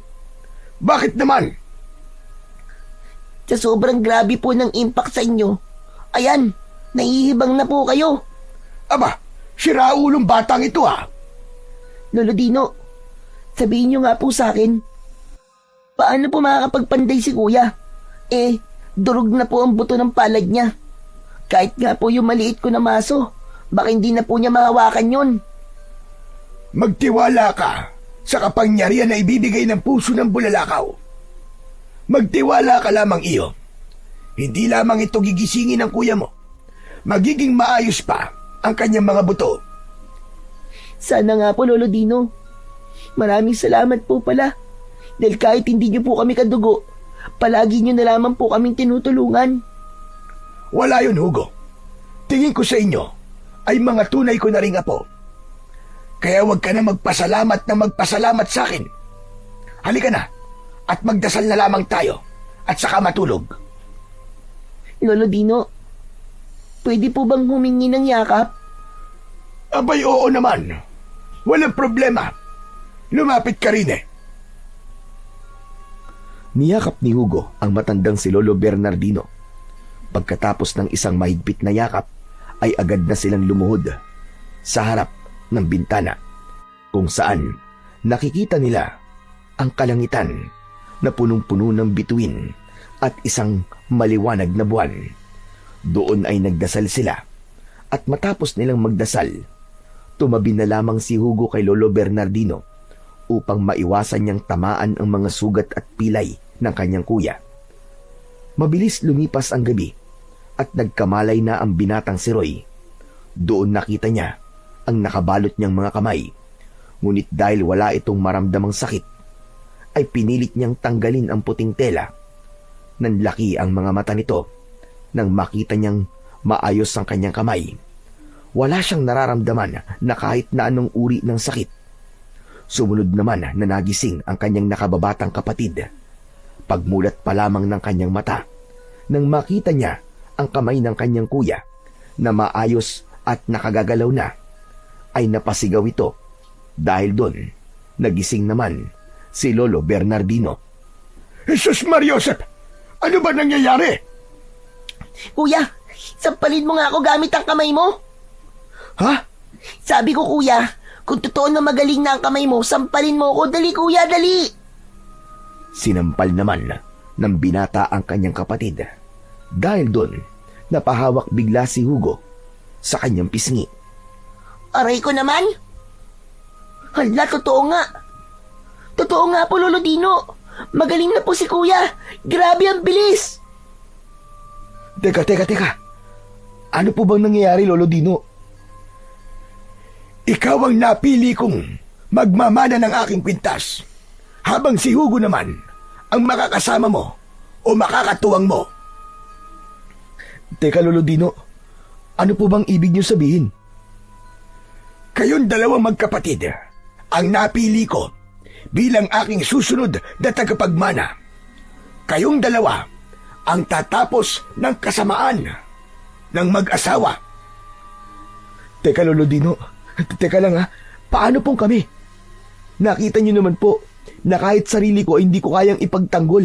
Ibang tao pa kaya? Tiwala sa sarili, Roy. Tiwala sa sarili. Yun ang dapat mong matutunan sa lahat. Yan ang makakatulong sa iyo para labanan ang lahat ng kasamaan. Lolo Dino, bakit po kami? Nadiskubre ko na kayong magkapatid ang matagal ko nang hinahanap para sa mana. Ngunit dahil ayaw ko magtiwala kagad, hindi ko muna ipinaalam sa inyo ang totoo. Ngunit nang ipagtanggol mo si Narcisa at napigilan mo ang pagpaparusa, nag-init ang aking kwintas. At nang magsalita naman sa tabi ko ang iyong kapatid, umilaw ito. Kaya nalaman ko na talagang kayong magkapatid na panday ang siyang kailangan ng mga tao para makawala ang mga tao sa kadena ng kasamaan na itinali ng mag-asawang aswang. Tumahimik ang magkapatid at mabilis na lang na tumayo at inalis lahat ang mga tela na nakatali pa sa isa nitong kamay. Pagkaalis nun ay sabay silang tatlo na bumalik sa pandayan. Hindi naman napigilan ng mga tao na hindi tignan ang binata dahil sa pagtataka. Ang lalaking pinalo ng ilang beses ng martilyo sa kamay ay nakatayo na para bang walang nangyari. Mabilis yun na nakarating sa kanilang among lalaki. Kaya naman, dali-dali niyang sinuri si Roy. Napakakunat din pala ng mga buto mo. Grabe! Kahapon lamang, alam kong durug-durug na ang iyong mga buto. Pero ngayon, biglang naging maayos na. May sapusa ka ba? Hindi sumagot ang binata sa sinabing yun ng kanyang amo. Sa halip ay gumawa siya ng eksena sa kanyang isipan na binubugbog niya ito at pinahiga sa nagbabagang apoy. Nang matapos ang mga sinasabi ng kanyang amo, ay iniwan na rin siya nito. Ngunit alam niya sa kanyang sarili na ang ngiti na ipinakita nito ay peke. Kaya naman, agad na siyang nagtrabaho at doon na lamang niya ibinuntong ang galit na kanyang nararamdaman. Ayos ka lang ba, kuya? Oh, ayos lang ako, Hugo. Magtrabaho ka na lamang dyan, Hugo. Baka may makakita na naman sa'yo at sabihin na naman nila na wala tayong ginagawa kung hindi magdaldalan lang. Opo, kuya. Pasensya na. Lolo Dino, Ano yun, Roy? napatigil saglit si Lolo Dino dahil sa biglang pagtawag ni Roy sa kanya. Tinignan naman ni Roy si Lolo Bernardino ng seryoso. Totoo po ba na kaya ng kwintas na ito na tapusin ang kasamaan ng hayop na Federico at Venansyang yun? Oo, Roy. Lalo na kung nasa panig ka ng tama. Dahil ikaw ang nakita niyang karapat-dapat. Gagana sa iyo ang lahat ng kapangyarihan niyan. Hindi lamang ikaw. Kasama doon ang kapatid mo, Roy. Hindi po ba pwedeng ako na lang po? Hindi pwede iyo. Dahil dalawa kayong pinili ng puso ng bulalakaw. Kung ganun, Lolo Dino, paano po gagana ang kapangyarihan nito? Sa ilalim ng sikat ng buwan, kailangan yung pandayin yan ng sabay at iisa ang hawak na maso at gawin yung isang matalim na bagay. At sa oras na gagamitin nyo na siya, lalabas ang kapangyarihan na meron yan. Kakaibang lakas ang kayang ibigay ng kwintas. At isang bagay pa, kahit na anumang uri ng sugat ang inyong mata mo, sa oras ng inyong pakikipaglaban, ay agad itong maghihilom. magkakaroon din kayo ng kakayahang kumilos ng malakidlat at magkakaroon din kayo ng mabilis at matalas na pag-iisip. Lolo Dino, paano naman po namin mapapandayan? Hindi po ba isinasara ang tarangkahan ng pagawaan at pandayan? Walang problema sa bagay na yun, Hugo. Dahil sagad na sa butong kalupitan nila. Hindi na ako natatakot na sumuway sa kanilang mga patakaran. Dahil sa ginawa niya sa akin, ang pinakamasakit na parusa na kailanman ay hindi mararamdaman ng iba. Mamayang gabi, pagbilog ng buwan, pupuslit tayo at magpapaiwan sa loob ng pandayan. Pero kuya, may isa pang problema. Hindi ba may mga nag-iikot na bantay sa gabi? Walang problema sa bagay na yun, Hugo. Ako na ang bahala pagdating sa bagay na yun. Madali lamang solusyonan ang isang kaganapang yun. Basta teto at tatandaan nyo, Hugo, Roy. Kailangan nyo mapanday ang puso ng bulalakaw hanggang sa maging maliit na matulis na patalim yan. Huwag ho kayong mag-alala, Lolo Dino. Gagawin po namin ang lahat na makakaya namin. Tatapusin na po namin ang kasamaan ng mag-asawang yon. At wala nang katulad natin ang masasaktan pa sa latigo, lubid at martilyo. Dahil ako na ang huling masasaktan ng kanilang mga gamit pamparusa. Dahil oras naman nila para matikman ang kanilang parusa. Dahil sa pagdadamot nilang iparanas sa atin ang kalayaan. Itatatak ko sa bato yun, Lolo Dino. Hindi matatapos ang gabi hanggang bukas nang hindi sila mamamatay sa kamay ko. Tatapusin ko lang dapat na matagal ko nang inumpisahan. Tutulugan kita kuya. Para maranasan naman natin ang makapagpahinga at makakain ng hindi natin iisipin kung ang pagkain ba ay makakasama sa atin o hindi. Naniniwala ako sa inyo magkapatid dahil nasisiguro kong hinding-hindi magkakamali ang puso ng bulalakaw sa pagpili sa inyo.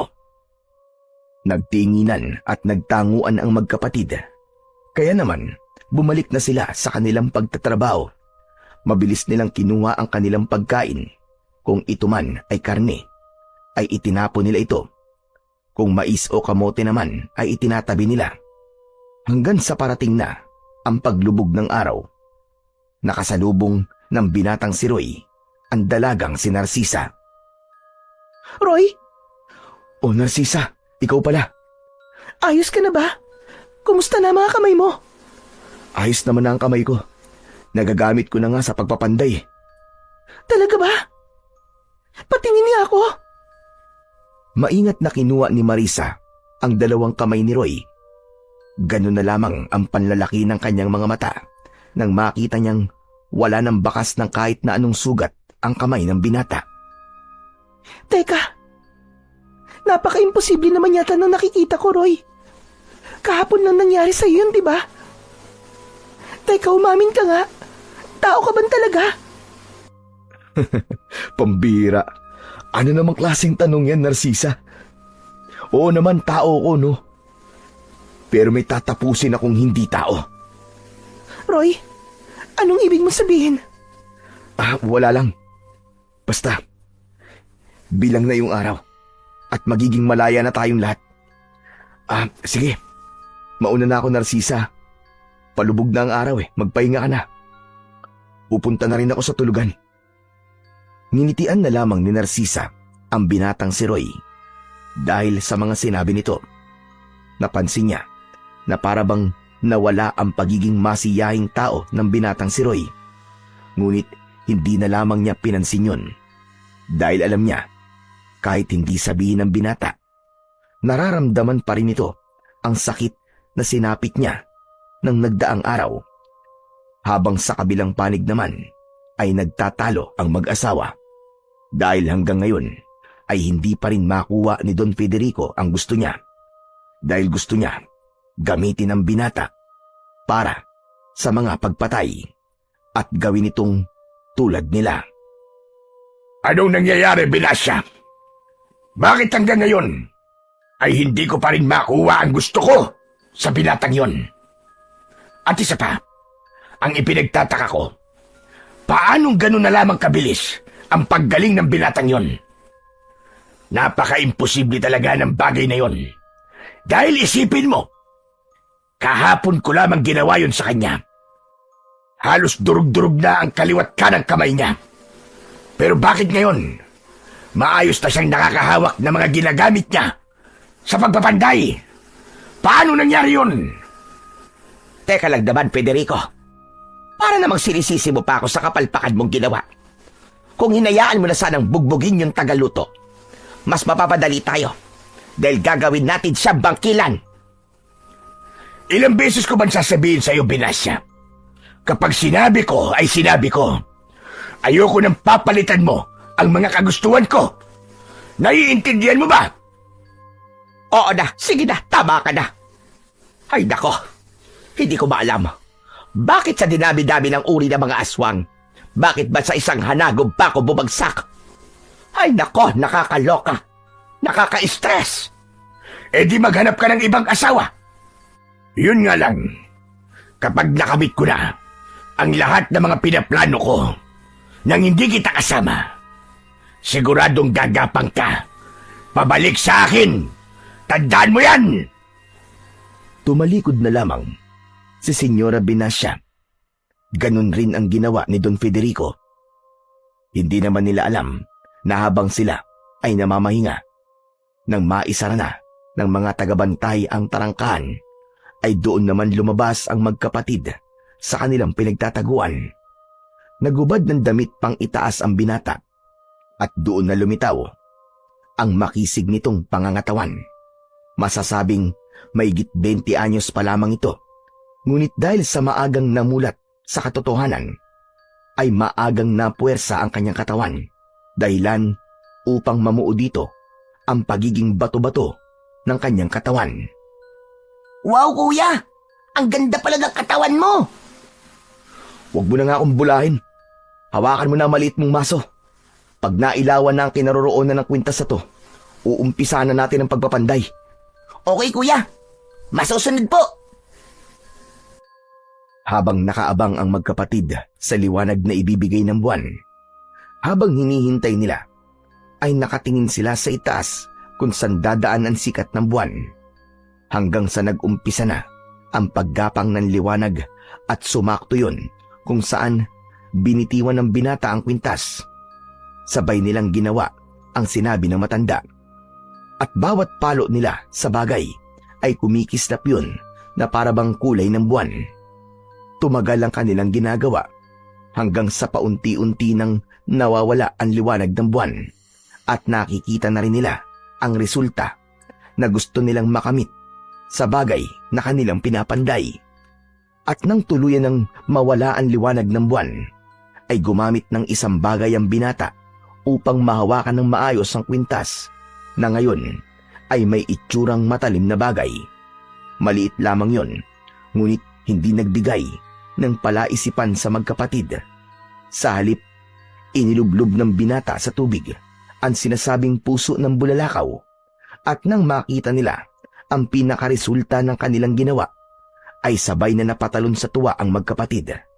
At dahil doon, agad na naghanap ang binata ng isang tali na magagamit niya upang gawin muling kwintas ang bagay na kanilang pinanday. Nang matapos yun, bumalik ang magkapatid kung saan sila nagtago. Dahil anumang sandali, siguradong darating na ang mga bantay. Kuya, umurong ka ng konti. Naiipit na ako eh. Ang ingay mo naman. Sa bibig mo lang eh. Malalaman na nandito na tayo eh. Pasensya naman. Naiipit lang talaga ako, kuya eh. Tumahimik ka na. Nandiyan na sila. Hala, kuya. Yung baga, hindi mo napatay. Ngunit lalabas pa lang sana ang binata para patayin ang baga na kanilang ginamit. Ngunit nalaman niyang nasa labas na pala ang mga tagabantay. Kaya naman, hindi na sila tumuloy. Hindi naman napansin ng mga ito ang ginamit nilang baga. Ngunit dahil alam ng magkapatid na ang mga bantay ay isa na ring mga yanggaw, dahan-dahan silang lumabas at hinila ang mga ito. Nang makarating sa loob, doon ay ginilitan nila ito ng leeg. Ngunit dahil agad nalusaw ang katawan, nalaman ng magkapatid na matagal na palang alagad ng mag-asawang aswang ang kanilang napatay. Tatakpan ko na lamang ng tela ang mga nalusaw na katawan ng mga to, kuya. Sige, pero ngayon, kailangan natin makahanap ng taong makakatulong sa atin para sa isa pang bagay na pinaplano ko. Lumabas ang magkapatid at hinanap si Narcisa. Doon naabutan nila palabas ng lupa ni Don Federico. Mabilis na hinabol yun ng magkapatid at sinabi nito na mamimili siya sa bayan ng mga pinabibili nila Don Federico at Senyora Benassia. Doon ipinasabay na rin ng binata ang 2 kilo ng asin at 5 dosenang bawang. Teka, para saan ba mga yan? Allergic si senyora sa mga pinabibili nyo. Basta, makinig ka na lamang sa akin, Narcisa. Pagdating mo, dalhin mo kaagad sa akin, ha? Tulad ng sinabi ko, tatapusin ko na mamayang gabi ang kasamaan. Ate, makinig ka po kay kuya. Mga aswang si Senyora Benassia at Don Federico. Ano? Sigurado ba kayo sa mga sinasabi nyo? Opo, ate.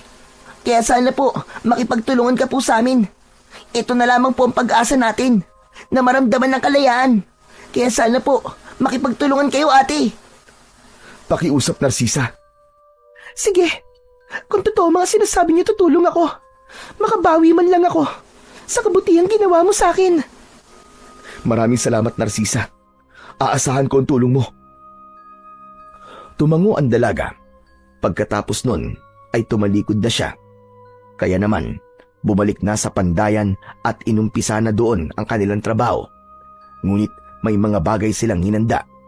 Isang balde ng tubig kung saan inilagay ni Don Federico ang tubig na ibinuhos niya sa binata. Ipapanalo natin to, Hugo, para sa mga tao at para sa kalayaan nating lahat. Oo, kuya. Hindi natin ipapahiya si Lolo Dino sa pagpili sa atin ng kwintas. Nang makabalik na si Narcisa, ay agad na inasikaso ni Roy ang balde. Ipinabuhos niya kay Hugo ang asin, habang ang bawang naman ay dinikdik niya. Doon niya din inilagay sa balde ng tubig.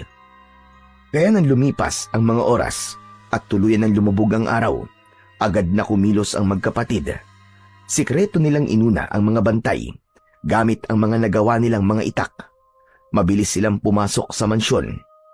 At grabe na lang ang pagtataka nila dahil sa dilim ng paligid, wala silang kahit na anong ilaw na ginagamit doon. Ngayon lang ako nakapasok sa mansyon, kuya. Pero di ko naman inaakala na ganito kadilim dito. Huwag ka maingay. Hanapin na lang natin yung kwarto ng mag-asawang aswang. Inisa-isa nila ang mga kwarto sa mansyon hanggang sa malaman nila ang tunay na kwarto ng mag-asawang aswang. Agad kumilos ang magkapatid at dahan-dahang itinali ang mag-asawa sa kanilang papag. Maya-maya pa, nakaramdam na ang mga ito at nagising. Teka, anong ibig sabihin ito, Roy? Napakaigpit ng pagkakatali sa akin. Ano bang nangyayari? Roy, ano ba ito? Don Federico, oras na po para kayong mag-asawa naman na makatikim ng parusa. Sobra na po ang kalupitan na ginagawa nyo. Sobra na po ang mga kahayupang ginagawa nyo sa mga tao. Animal ka! Isa ka lamang hamak na manggagawa ng aking pandayan. Isa lang kayong panday. Kami ang mga amo ninyo. Tapos gagawin niyo sa amin ito. Wala kayong utang na loob. Alisin niyo ang pagkakatali sa amin! Don Federico, nung halos patayin niyo ako at si Lolo Dino sa paghataw ng magaspang na lubid, pinakinggan niyo ba siya? Pinakinggan niyo ba ako? Nung sinasabi naming tama na ayaw na namin, nasasaktan na kami. Pinakinggan niyo ba kami? Hindi, di ba? Kaya walang dahilan para pakinggan ko kayo. Hayop ka. Kapag nakawala ko rito kasugot ka, sisiguraduhin kong yun na rin ang katapusan mo. Hindi po mangyayari yan, senyora. Makawala man kayo dyan, sisiguraduhin po namin na mapapatay namin kayo.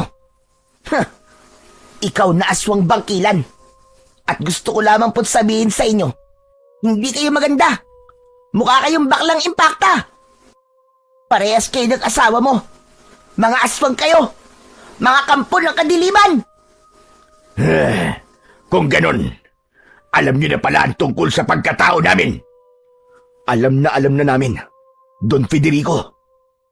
Kung ganun, alisin niyo ang pagkakatali namin. At nangangako kami na magbabago na kami. Maniwala kayo. Don Federico, hindi man po kami nakapag-aral, pero hindi po kami mangmang. Kung akala ninyo ay maniniwala kami sa isang malupit na katulad nyo, ay nagkakamali kayo. Nagmamakaawa kami sa inyo, pakiusap. Pag-usapan na lang natin ito. Bakit po, Don Federico? Nung nakikiusap po ako na tigilan niyo na po ang pananakit sa kuya ko, nakinig po ba kayo? Hindi, di ba? Kaya wala din dahilan para pakinggan namin kayo. Ito na ang katapusan nyo. Mga mangmang pa rin kayo. Dahil alam nyo lamang na mga aswang kami. Pero hindi nyo alam kung ano ang mga kaya namin gawin. Hindi pala kayo makuha sa pakiusap, ha? Kaya naman, maglaban tayo at malalaman ninyo kung gaano kami kalakas. Nagulat ang magkapatid nang mag-anyong pusa ang mag-asawa at dahil doon, nakawala sila sa pagkakatali. Doon ay madaling lumapit si Hugo sa kanyang kuya. Nagtinginan ang mga ito at nagtanguan. Hinila ni Roy ang kanyang kwintas at sabay nila yung hinawakang magkapatid. Kaya nagkaroon ng isang nakakabulag na liwanag ang lumabas sa katawan ng magkapatid. At nang mawala yon, nagkaroon sila ng tig-isang espada na nag-aapoy. Makikita natin ngayon kung sino ang mga mangmang. Katapusan nyo na! Tabay ang ginawang pag-atake ng magkapatid sa loob ng silid ng mag-asawa at ganun din ang ginawa ng mga ito. Pambihirang lakas ang ipinakita ng magkapatid at hindi naman nagpatalo ang mag-asawang aswang. Lakas sa lakas, tapang sa tapang, hanggang sa pare-pareho na ang mga ito na humihingal, ngunit patuloy pa rin sila sa pakikipaglaban. Maya-maya pa, isang pambihirang atake ang pinakawalan ng magkapatid. Doon ay pareho nilang nasugatan ang mag-asawa sa tuhod, dahilan upang hindi na sila makakilos pa. Ano? Tumayo kayo! Hindi nyo na ba kaya? Ngayon niyo ipakita kung gaano kayo kalakas at kung gaano kayo kalupit. Tumahimik kayo! Lamang kayo sa laban na ito dahil may kakaiba kayong sandata. Samantalang kami, hindi kami nakainom ng dugo. Tama lang yan, para hindi na madagdagan ng parusa nyo pagdating nyo sa impyerno. Malalakas ang loob nyo. Pero may isa pa kaming alas. Magbabago pa sana sila ng anyo, ngunit parang magkadugtong ang mga utak ng magkapatid at sabay nilang itinutok ang kanilang mga hawak na espada sa leeg ng mag-asawa. Ngunit hindi nagpapigil ang mga ito at nagawa nilang mag-anyong aso. Ngunit dahil mabilis mag-isip ang magkapatid, pareho nilang hinagis ang kanilang mga espada sa magkabilaang direksyon. At doon, tumama ang mga ito sa parehong likod ng mga aswang na patakas na sana. Don Federico, pinangako ko sa sarili ko na ngayon ko tatapusin ang kalupitan niyong mag-asawa. Hindi ko na masikmura ang kahiyupang ginagawa niyo sa mga tao. Hindi man ito magustuhan ng nasa taas, ngunit hindi ko nahahayaan pan lumaganap ang mga tulad niyong demonyo na walang ginawa kundi gamitin ang mga tao para gawin yung mga alipin at katulad yung mga aswang. At walang awa niyong pinagmamalupitan. Kahit na maliit lang ang pagkakasala. At kung sinasabi niyo na marumi ang mga tulad naming mga mahihirap, nagkakamali kayo. Dahil kung may marumi man sa atin dito, kayo yon na ilang beses ang nakapatay sa pamamagitan lang ng inyong mga kamay. Kaya dapat lang na mamatay na kayo. Lumabas ang magkapatid at sa harap ng pintuan ng mga malupit na mag-asawang aswang ay kinuha nila doon ang isang balde ng tubig na may asin at bawang. Teka! Pakiusap, tama na! Tama na! Magbabago na kami! Pangako! Hindi na. Maraming beses na nagkaroon kayo ng pagkakataong magbago. Pero hindi nyo ginawa. Kaya ngayon, ipapatikim ko sa inyo ang sakit na naramdaman ng lahat ng taong pinahirapan ninyo. Sabay na ibinuhos ng magkapatid ang nilalaman ng balde at nasaksiyan nila ang nagsisisigaw na mag-asawa. Doon nagyakapan ang magkapatid at napaluwa at nang kunin nila muli ang kanilang mga espada, nagulat na lamang sila nang maging dalawa ang kwintas. Parehong isinuot ng magkapatid ang kwintas at magkaalalay na lumabas sa impyernong mansyon. Inaabangan sila ng mga nayanggaw, ngunit bumalik na sa katinoan. Kasama nila doon si Narcisa at Lolo Bernardino. Nagpalakpakan ang lahat dahil batid nila ang tagumpay ng magkapatid. Malaya na tayo, mga kapanday! Sabay-sabay na isinigaw ng mga katulad nilang manggagawa ang salitang malaya na tayo. Habang si Narcisa ay abot tenga ang ngiti nang makita si Roy na ligtas. Nilapitan niya si Roy at lumayo naman ang batang si Hugo. Lumapit siya kay Lolo Bernardino at niyakap ito, habang ang binata at ang dalaga naman ay nagtitigan. Masaya ako, Roy. At ligtas ka. Maraming salamat, Narcisa. Dahil tinulungan mo rin kami. Kaya nakamit namin ang tagumpay na to. Nakamit na natin ang kalayaan na noon pa ay inaasam-asam na natin. Ninitian lamang siya ni Narcisa at nagulat na lamang siya nang bigla siya nitong binigyan ng isang matamis na halik. Ang matamis na halik na unang beses naramdaman ng binata, habang si Lolo Bernardino naman ay tinakpan ang mga mata ng nakababatang kapatid ni Roy. Naging malaya na sila. Nagtatrabaho pa rin sila sa pandayan, ngunit wala silang kinikilalang mga amo. Ang kikitain nila ay sa kanila lamang, o di kaya ay itinutulong nila sa mga naghihirap. Habang si Narcisa at Roy naman, makalipas lang ang ilang taon, ay nagpakasal na at hindi rin naglaon. Nagkaroon sila ng 2 anak, isang babae at isang lalaki. Habang si Hugo naman, nag-umpisa na sa kanyang pag-aaral. Hindi binawi ni Lolo Bernardino ang kwintas. Sa halip, ay sumama siya kina Roy upang magpatuloy sa kalayaan ng buhay. Matuto tayong magsalita at lumaban kapag alam nating tayo ay nasa tama. Huwag nating hayaan na pagmalupitan tayo ng iba kung alam naman nating sila ay wala sa tama. Masarap mabuhay ng malaya sa mundong ito, lalo na kung ang ginagawa natin ay naloloob sa kabutihan ng ating Panginoong may kapal.